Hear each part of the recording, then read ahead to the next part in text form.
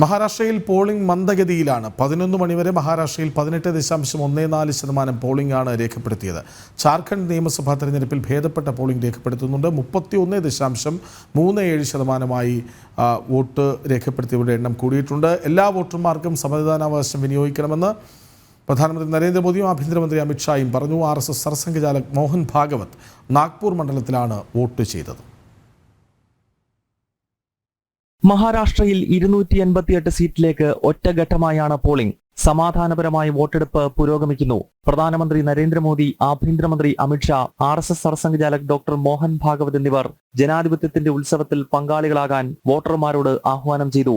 प्रजातंत्र में मतदान नागरिकों का कर्तव्य है और नागरिक कर्तव्यों को प्रत्येक नागरिक ने करना चाहिए। इसलिए जहाँ जब मेरा मतदान है मैं वहाँ जाके पहले वो काम कर लेता हूँ दिन में, बाकी सब काम बाद में करता। अभी मैं बहुत दूर था, उत्तरांचल में था। एक दिन मेरे कार्यक्रम का कम करके केवल इसके लिए मैं कल रात को आया और आज चला जाऊँगा। तो मतदान ये कर्तव्य है, मतदाताओं ने मत देना चाहिए। ये मैं बोलता हूँ तो मुझे करना है, ये आज के दिन नहीं पूछना, बाद में। മഹാരാഷ്ട്ര ഗവർണർ CP രാധാകൃഷ്ണൻ, മുഖ്യമന്ത്രി ഏക്നാഥ് ഷിൻഡെ, ഉപമുഖ്യമന്ത്രിമാരായ ദേവേന്ദ്ര ഫട്നാവിസ്, അജിത് പവാർ, കേന്ദ്രമന്ത്രി നിതിൻ ഗഡ്കരി, NCP നേതാവ് ശരത് പവാർ എന്നിവർ വോട്ട് ചെയ്തു. ക്രിക്കറ്റ് ഇതിഹാസം സച്ചിൻ ടെണ്ടുൽക്കറും ബോളിവുഡിലെ സൂപ്പർ താരങ്ങളും മുംബൈയിൽ വോട്ട് രേഖപ്പെടുത്തി.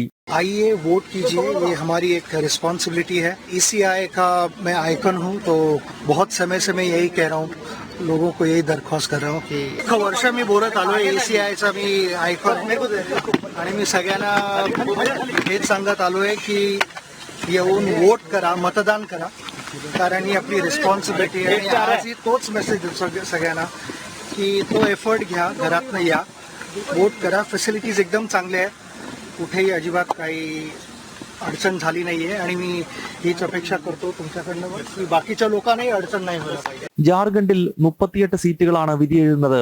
ആദ്യഘട്ടത്തിൽ 43 മണ്ഡലങ്ങളിൽ വോട്ടെടുപ്പ് പൂർത്തിയായിരുന്നു. പോളിംഗ് സമാധാനപരം.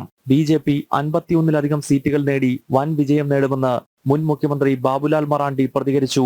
JMM സർക്കാർ ഭരണ തുടർച്ച നേടുമെന്ന് മുഖ്യമന്ത്രി ഹേമന്ത് സോറന്റെ പത്നി കൽപ്പന സോറനും വ്യക്തമാക്കി. ജനം, ഡൽഹി.